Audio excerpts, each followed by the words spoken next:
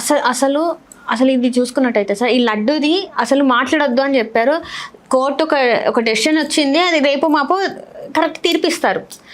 దీన్ని పట్టుకొని ఇంకా మేము లాగుతాం పీకుతాం అంటే అసలు ఏంటి దీని అర్థం ఏంటి? ఇప్పుడు వాళ్ళు ఏం ప్రూవ్ చేయాలనుకుంటున్నారు? ఇప్పుడు కోర్టులో కూడా తప్పు అంటారా? ఇప్పుడు ఎంతసేపు జగన్మోహన్ రెడ్డి తప్పని ప్రూవ్ చేసే కార్యక్రమంలో ఉన్నారు. సరే అయితే అట్లా అంటే ఏదైతే ఇప్పుడు అలా కల్తీ అయిన నెయ్యి ఉందో అది మరి ఇప్పుడు జగన్మోహన్ రెడ్డి గారి హయాంలోది కాదు కదా సార్. ఇంకా ఏది ఏదంటే వాళ్ళే చెప్పాలి, వాళ్ళు చెప్తారు, చెప్పరు కదా. అది చెప్పమని కదా అడుగుతున్నారు అందరూ. ఇప్పుడు ఆయన హ్యాపీగా సింగాల్ గారిని తప్పించేశారు. 18, 19 టెన్యూర్లో అది ఫైల్ చేసింది, అప్రూవ్ చేసింది కూడా సింగాల్ గారి ఆధ్వర్యంలోనే. ఎంత స్మార్ట్ మూవ్స్ చూడండి. నిన్న ఆయన స్మార్ట్గా జీఈడీకి అటాచ్ చేశారు. అవును సార్. చీఎంఓ నుంచి ఉన్న వ్యక్తిని అక్కడ ఉన్న వెంకయ్య చౌదరి గారిని అటాచ్ చేసేసారు. ఇమీడియట్ ఛార్జ్ తీసుకోండి అని. ఇంకేం చేయాలా? కార్యాలు గంధర్వులు తీరుస్తారని సామెత ఉంది, అలాగే వాళ్ళు తీర్చుకుంటారు అనుగుణంగా. నేను సింగాల్ గారు నీగానే అమ్మాయ్యా అనుకున్నా. ట్రాన్స్పరెంట్ రిపోర్ట్ వచ్చింది. సింగాల్ గారిని ఎప్పుడైతే కొండ మీద ఈవో కింద వేశారో నిజం నిర్భయంగా తెలిసింది ప్రజలకి. మళ్ళీ ఇది కాదు అని మళ్ళీ బూమరాంగ్ చేశారు ఆయన జీఈడీకి అటాచ్ చేసి. ఒక ట్రాన్స్పరెంట్ అండ్ ఎఫిషియెంట్ ఆఫీసర్ సమక్షంలో జరిగిన నెక్కచ్చైన రిపోర్ట్కి ప్రజాస్వామ్య విలువలు పరిరక్షించబడ్డాయి. దాన్ని వాళ్ళు డైజెస్ట్ చేసుకోలేరు, చూసుకోమని కావాలంటే. అండ్ ఇన్నిసార్లు చెక్ చేస్తున్నారు, ల్యాబ్లలో చెక్ చేస్తున్నా కూడా ల్యాబ్లలో వాళ్ళు తల నెత్తినోరు కొట్టుకుంటున్నారు. అసలు ఇందులో ఇది కాదు, జంతు కొవ్వు కాదు, నెయ్యిలో కల్తీ జరిగిందంటే పామ్ ఆయిల్ ఇలాంటివి ఉన్నాయి కానీ జంతు కొవ్వు లేదు అని చెప్పేసి వాళ్ళు చెప్తున్నా కూడా లేదు ఇంకా ఇదే ఉంది అంటే ఇప్పుడు ఒప్పేసుకోవాలా? ఓకే అవును కలిసిందని ఒప్పేసుకొని వాళ్ళు చెప్పింది రైట్ అని చెప్పేసి అంటే ఇది అంతే శాంతియుతం అవుతుంది అంటారా? మరి ఎలా అవుతుంది? హిందువులు మనోభావాలు. నేను పంది మాంసం తిన్నానని చెప్తే దొరికినట్టు కొట్టి చంపేతాను నేను నాటకాల. మరి ఏంటి సార్ ఇప్పుడు వాళ్ళు లేదని చెప్తున్నారు, అది కాదని చెప్తున్నారు, పామ్ ఆయిల్ గురించి చెప్తున్నారు, ఇలాంటిది ఇది ఇలా అయ్యి ఉంటుందని, ఫిష్ ఫ్యాట్ లేదు, జంతు ఫ్యాట్ లేదు, ఏది లేదు అని చెప్తుంటే ఇంకా దీని గురించి ఎందుకు ఇంత ప్రొలాంగ్ చేసి జనాల మధ్యలో ఈ ఒక్క ఇష్యూని తీసుకొచ్చి పెడుతున్నారు? Very simple. Jaganmohan Reddy Christian, వీళ్ళందరూ కన్వర్టెడ్ హిందూస్ కదా. కన్వర్టెడ్ హిందూస్ ఎత్తుకున్న స్లోగన్ ఇది. సార్ ఇక్కడ చాలా విషయాలు ఉన్నాయి సార్. రాష్ట్రంలో పెట్టుబడులు లేక నిన్న బడ్జెట్లో ఇలా అమరావతికి అప్పులు చేసుకుంటూ ఇచ్చారు. చూసావు బడ్జెట్? మా సైడ్ అమరావతి అంటారు కదా చంద్రబాబు నాయుడు గారు, అమరావతికి అప్పులు ఇచ్చారు అన్ని రకాల నుంచి. అది వాళ్ళకి కావాల్సిన అభివృద్ధి సంక్షేమం. అమరావతికి డబ్బులు ఏర్పాటు చేస్తారట కానీ గెజిట్ ఇమ్మంటే అది మాత్రం ఈ సెక్షన్ కాదు. అది అంటే శాశ్వత రాజధానిగా మాత్రం ఇవ్వడానికి రాదు, వాళ్ళకి చేయరాదు, వీళ్ళు అడగడానికి నోరు రాదు. మధ్యలో మా మీద కలిపడిపోతుంటారు. నీకు ఇంతకీ అమరావతి కావాలా వద్దా? అదే నాకైనా ఆప్షనా? నారాయణ గారు మాకు ఇచ్చారు కదా అమరావతి రాజధాని అని, తీసుకున్నాం కదా. సార్ ఇలా ఆప్షన్స్ ఎందుకు ఉంటాయి సార్? కరాఖండికి ఒక ఆన్సర్ ఉంటుంది, అంతేగాని ఇలా ప్రతిసారి మార్చుకుంటూ మాట్లాడితే ఎలా సార్? అంతే, వాళ్ళ ఇష్టం, రాజ్యం వాళ్ళది. నువ్వేం చేయగలవా? నేనైతే ఏం చేయలేను. సార్ మీరు ఏదైనా చేస్తారనే కదా సార్ మేము మీకు ఓట్లు వేసి అక్కడ వరకు తీసుకెళ్ళి. మేము చెయ్యం, మాకు అధికారం కోసం ఆయన పైనుంచి పవర్ వచ్చింది. ఫామ్ 20 నిజంగా నిగ్గు తేల్చుంటే ఆ రోజు వీళ్ళకి ఆర్తపల్లని పెట్టి ఇంట్లో కూర్చోమని అందరు. ఫామ్ 20 డైవర్ట్ చేయడానికి మేము దగ్గర ఉన్న పాశుపశాస్త్రాన్ని తీసి కొట్టేశాం. తెలుసా నువ్వు ఎప్పుడైనా భారతంలో పాశుపశాస్త్రం తీస్తే ఇది ఎండని అర్థం. అది ఎప్పుడు పడితే అప్పుడు వేయడానికి ఒప్పుకోరు. అది వేసేసారు మొదట వీళ్ళు. ఇంత ఎందుకు సార్ డైవర్షన్ పాలిటిక్స్? నాకు అర్థం కాదు. వాళ్ళ పాట గిరా గిరా గిరా గింగిరాలు తిప్పుకుంటూ తిరుగుతారు వాళ్ళు. చిన్నప్పుడు బొంగరాలు ఆట ఆడుకుంటారా అంటే ఆడపతి ఇలాగే. ఇప్పుడు మనకి ప్రజాస్వామ్యంలో ముఖ్యమంత్రులు, ఉప ముఖ్యమంత్రులు, ఐటీ శాఖ మంత్రులు అయినప్పుడు ఇలా గంగరాలు తిప్పుకుంటూ తిరుగుతూ ఉంటారు. తిరగమని ఏం పర్లేదు.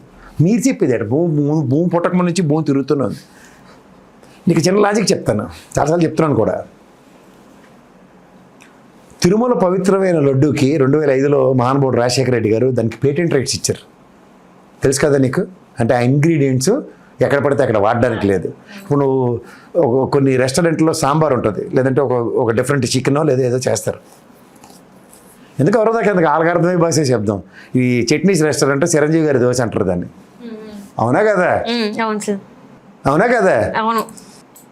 అది ఇంట్లో వేస్తే నీకు రాదేట? చిరంజీవి దోశ తింటావా లేకపోతే అమ్మేసిన దోశ తింటావా? మనం వేసుకున్నది మన ఇంట్లో మన టైప్లో వేసుకుని తింటాం కదా, అదే టేస్ట్ వస్తుంది. కానీ దానికి చిరంజీవి గారి దోశ అని ఆడ పెట్టారు పేరు. మాట చెప్తున్నా. ఎందుకంటే ఆ ఇంగ్రీడియంట్స్ సంబంధించిన విషయంలో ఆయన ఒక ఏదో ఫామ్లో ఏదో చెప్పడం, ఏదో నాకున్న అతి తక్కువ నాలెడ్జ్కి చెప్తున్నా. అలా తిరుమల లడ్డుకి ఒక పేటెంట్ రైట్స్ ఇచ్చారు. అంటే ఇంగ్రీడియంట్స్ అంటే దాంట్లో కలిపే పదార్థాలు. నువ్వు బీకామేనా ఎంబీఏ చేసావా? బీకామ్ కదా. నీకు ఐఎస్ఓ తెలుసు కదా స్టాండర్డ్స్. ఐఎస్ఓ సర్టిఫికేషన్ అనేది అంటే న్యూ డబ్బాలు ఏ దైద్యం కొన్నా దాని మీద ఐఎస్ఓ ఏడుస్తా కదా తెంగరోళ్ళు. అలాగే అగ్మార్క్ ఒకటి ఏడుస్తుంది కదా. అలాగే మా సాఫ్ట్వేర్ కంపెనీలు కొన్ని మల్టీనేషనల్ కంపెనీలకి 6 సిగ్మా ఆడిట్లు అని ఉంటాయి, తెలుసు కదా. అలాగే పేటెంట్ రైట్స్ ఇచ్చిన వాటికి కూడా పీరియాడికల్ ఇన్స్పెక్షన్స్ ఉంటాయి. ఉంటాయా ఉండవా? ఉంటాయి సార్. వీళ్ళు చచ్చిపోతున్నారు కదా లబోదీపం అని. పళ్ళు కొరికే చెప్తున్నా.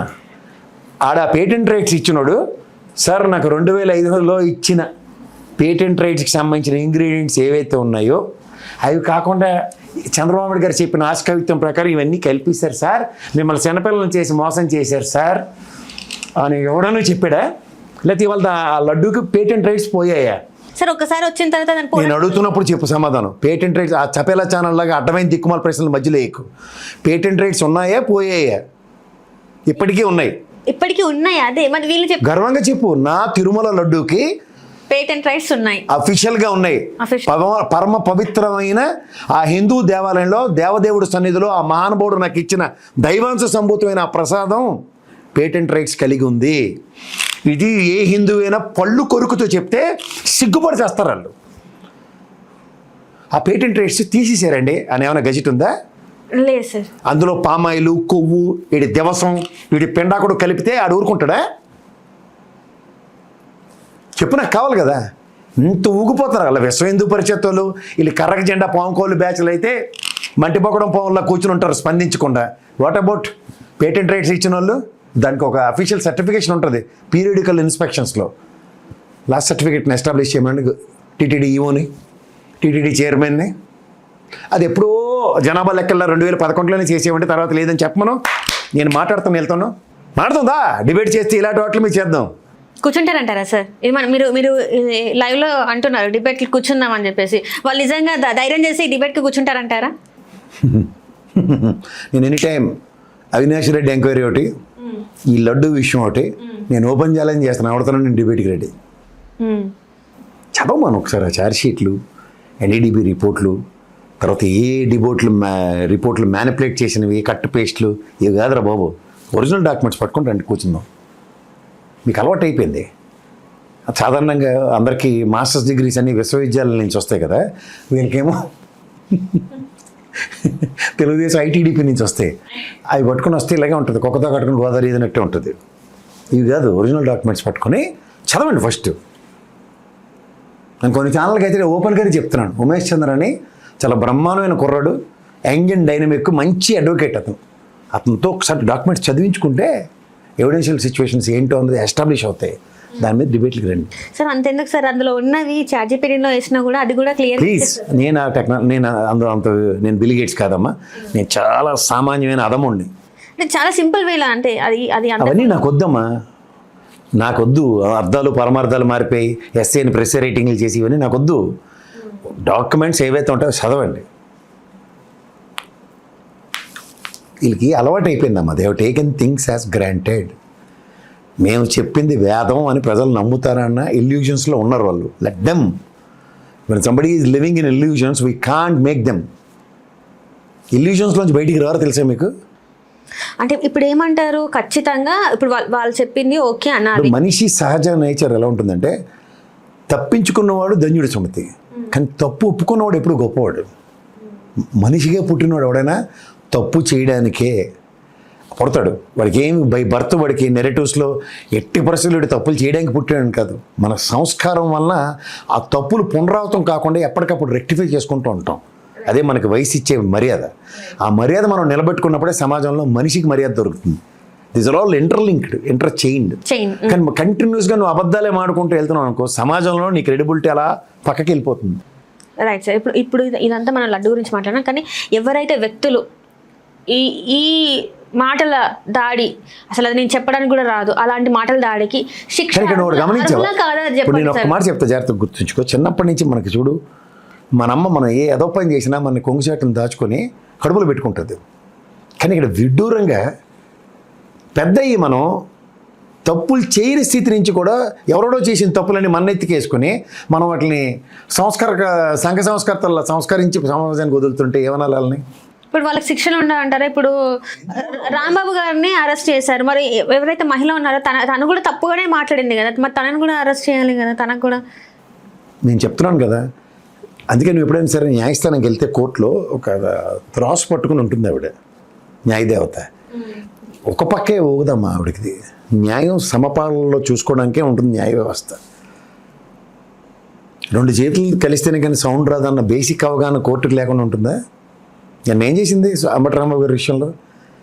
మిగిలిన కేసులకి 41 ఏ నోటీస్ ఇమ్మంది, సిగ్గుపడమని చెప్పింది.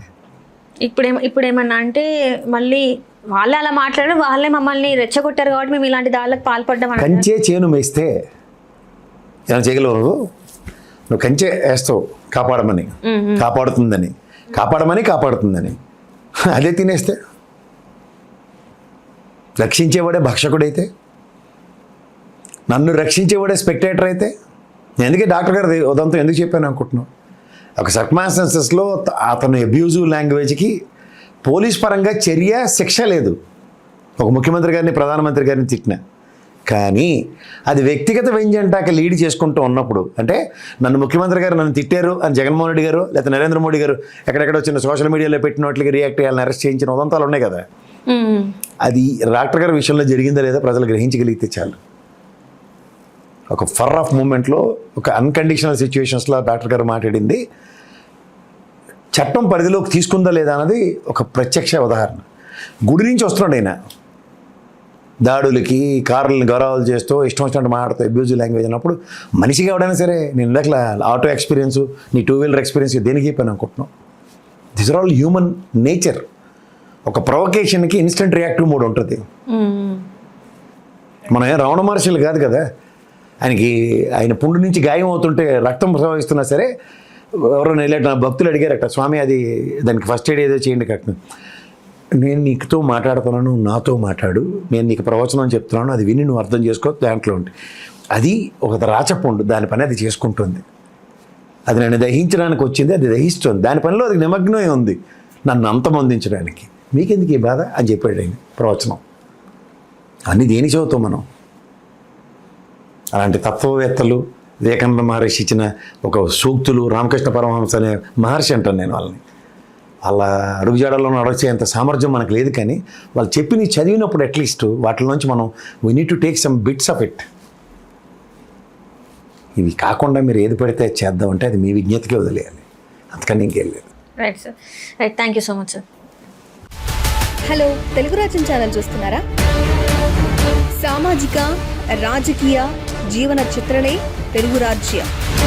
అతిశయోక్తులు, అసత్యాలు ఉండవు. రాజకీయ కోణం కాదు, ప్రజా కోణమే కొలబద్ద.